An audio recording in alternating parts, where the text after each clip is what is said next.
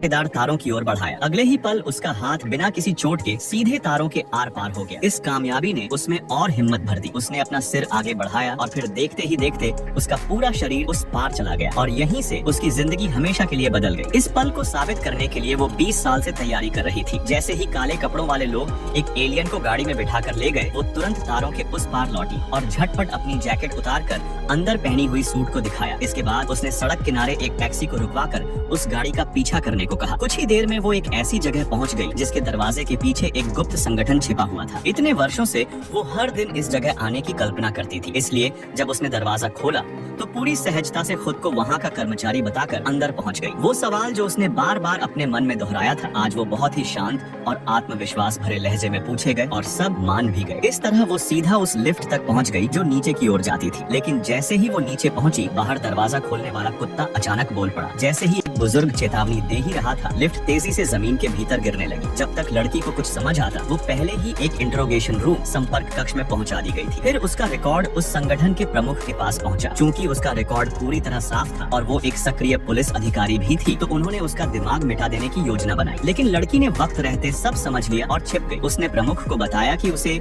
इस संगठन के बारे में पहले से पता था। असल में जब वो 5 साल की थी, उसने खुद देखा था कि कैसे उसके माता पिता की यादें मिटा दी गई थी। उस दिन उनके घर में एक एलियन आ घुसा था जो कि बहुत प्यारा और मासूम था। छोटी लड़की को उस पर दया आ गई और उसने उसे खिड़की से बाहर निकाल दिया। उसी दिन से उसने तय कर लिया कि वो बड़ी होकर इस संगठन का हिस्सा बनेगी। उसके इस जुनून को देखते हुए प्रमुख ने उसे एक परीक्षण का मौका देने का फैसला किया। हर परीक्षा में वो पास हो गई और इस तरह वो एक आधिकारिक मैन इन ब्लैक बन गई। उसे एक कोड नेम भी मिला और पूरी तरह से तैयार किए जाने के बाद प्रमुख ने उसे उसका पहला मिशन सौंपा। नए पहचान के साथ उसने एक नई जिंदगी की शुरुआत की। यह अनुभव जितना रोमांचक था, उतना ही अजीब भी। ट्रेन के बंद होने से ठीक पहले उसने एक बोलती हुई झूठी देखी। जैसे ही वो अपनी सीट पर बैठी, ट्रेन अचानक से एक सुपर फ्यूचरिस्टिक वाहन में बदल गई। सुरक्षा बेल्ट अपने आप उसे जकड़ लेती है और ट्रेन की बाहरी बनावट भी बदल जाती है। तेज रफ्तार में वो ट्रेन सुरंगों में दौड़ने लगी और देखते ही देखते वो आधी दुनिया पार कर चुकी थी। ये अनुभव उसे रोमांच से भर देता है। लेकिन जैसे ही वो अपने गंतव्य पर पहुंची, उसका ध्यान उसके मिशन की याद दिलाने वाले नोटिफिकेशन पर गया। उसे याद आया कि वो यहाँ किस लिए आई है। फिर उसने चारों ओर देखा और एक दृश्य देखकर चौंक गई। इंसान और एलियंस एक साथ मिलजुल कर रह रहे थे। फिर उसकी नजर एक बड़ी स्क्रीन पर गई। वो वहाँ मौजूद एक अधिकारी से मिली जिसने बताया कि स्क्रीन पर जो लोग दिख रहे हैं असल में वे सभी एलियन हैं। एक छोटी सी इंट्रोडक्शन सेरेमनी के बाद उसे उसका ऑफिशियल आईडी कार्ड मिल गया। उसे जगह से परिचित कराने के लिए एक सहयोगी ने उसे संगठन के इतिहास के बारे में बताया। उसी वक्त अचानक एक नया मोड़ आया। थॉर जैसा दिखने वाला एक हैंडसम आदमी वहाँ आया। इस दृश्य ने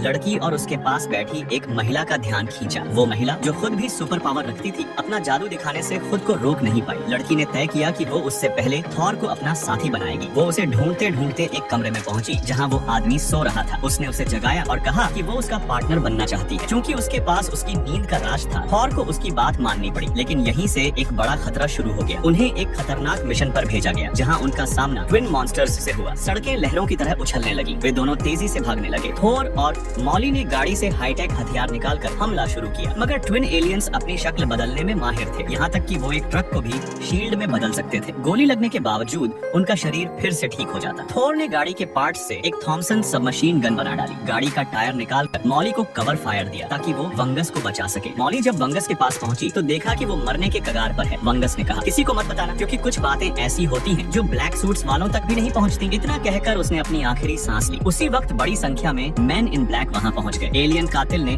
खुद को लाल धुएं में बदल लिया और गायब हो गया। लड़की ने हिम्मत जुट, मिशन फेल हो गया। दोनों वापस मुख्यालय लौटे तो उन्हें बॉस ने जमकर डांटा। मॉली सोच रही थी कि स्थिति को स्पष्ट करने के लिए दस्तावेज निकाल ले, लेकिन वंगस की अंतिम चेतावनी याद आई, इसलिए उसने नहीं खोला। उसने एक फाइल तैयार की जिसमें 2 एलियन किलर्स की जानकारी थी। जानकारी बताती है कि ये दोनों किलर्स ड्रेको कॉन्स्टलेशन तियन लोंगजुओ की ट्विन स्टार सिस्टम से हैं। कुछ साल पहले ड्रेको पर फेंगशु ने अटैक किया और उसे नियंत्रित कर लिया था। इन किलर का शरीर भी फेंगशु की म्यूटेटेड सेल से भरा हुआ है, लेकिन यह साफ नहीं है कि उन्होंने वंगस को क्यों मारना चाहा। सच जानने के लिए थॉर हैमर ब्रदर ने वंगस के शरीर से सेल्स एक्सट्रैक्ट की। मॉली को फिर से क्वीन कहकर स्वीकार लिया गया, लेकिन जैसे ही दोनों एंटीक शॉप से बाहर निकले, उन्हें अपनी टीम ने वही राव कर लिया। तो पता चला ऊपर वालों ने देखा था कि मॉली ने वंगस से क्रिस्टल चोरी की, जो कि सच्चे बैकबिया स्टार का सबसे पावरफुल वेपन था। मॉली के पास क्रिस्टल की कोई क्लियरेंस नहीं थी, तो ऊपर वाले को शक हुआ कि वंगस और पूरी घटना का संबंध है। वे तुरंत दोनों की जुईबू शुरू कर देते हैं। थॉर पूरी तरह कंफ्यूज्ड था। मॉली ने सारी बात समझाई, सोचा मॉली भागे। थॉर खुद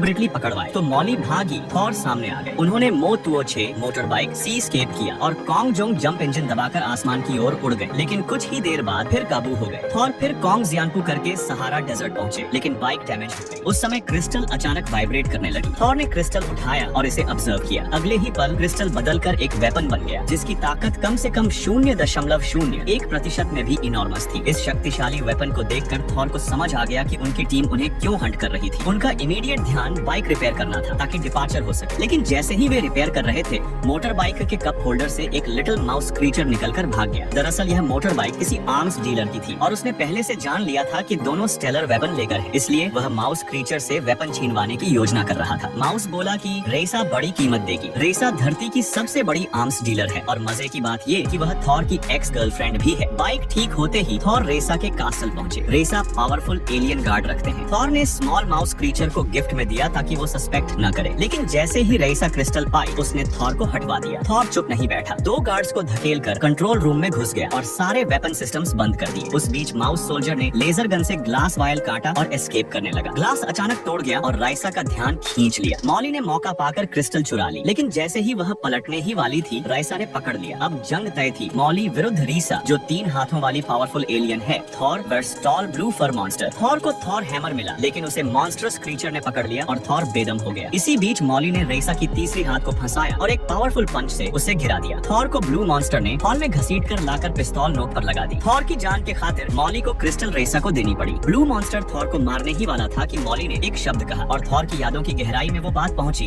जो 20 साल पहले उस छोटे एलियन ने कही थी। दरअसल वही जो मॉली ने बचाया था, वही अब ब्लू मॉन्स्टर था। दोनों की पहचान हुई और स्थिति पलट गई। मॉली ने क्रिस्टल वापस हासिल कर लिया। जैसे ही वे हेडक्वार्टर्स लौटने ही वाले थे, ट्विन किलर्स फिर आधम के क्रिस्टल छीनना चाहते थे, लेकिन MIB मैन इन ब्लैक के नए एडवांस्ड वेपन्स ने उन्हें मार गिराया। सेलिब्रेशन के बीच मॉली और थॉर को कुछ गड़बड़ सी महसूस हुई। ट्विन किलर्स की अंतिम वर्ड्स थी, हमें रामरो सुधारने की जरूरत थी, जिससे लग रहा था कि वे फोंगशू से कंट्रोल्ड नहीं थे। लेकिन बॉस को दिखाया गया ऑटोप्सी रिपोर्ट कहता था कि उनके सेल्स म्यूटेशन से भरे थे। दोनों ने खोज शुरू की, लेकिन हर रिकॉर्ड डिलीट मिल रहा था और क्रिस्टल भी सेफ बॉक्स से गायब, बॉस भी गायब। तब उन्हें समझ आया कि बॉस ही अंदरूनी दुश्मन था। उसका मकसद क्रिस्टल हाथ लगाना था। तभी आईफल टावर के ऊपर एक वर्म होल पोएविल्स और हेविली फोंगशू क्रीचर्स उसमें से आ रहे थे, तो थॉर और मॉली धमक आए। फोंगशू वहाँ पर, बॉस भी वहाँ जरूर था। थॉर से मॉली ने पूछा कि तुमने फोंगशू को कैसे हराया, पर थॉर को कुछ याद नहीं था। सिर्फ पता था कि उसने फोंगशू को मारा और वह हीरो बना था। जितना याद नहीं, वह मेमोरी सप्रेशन का आफ्टर इफेक्ट था। तो सच इस तरह था, थॉर और बॉस कभी फोंगशू को नहीं हराए थे। बॉस तो फोंगशू द्वारा कंट्रोल था, केवल थॉर ही कंट्रोल नहीं हुए। सच जानकर दोनों टावर की बॉटम तरफ बढ़े। वहाँ बॉस मिल गया,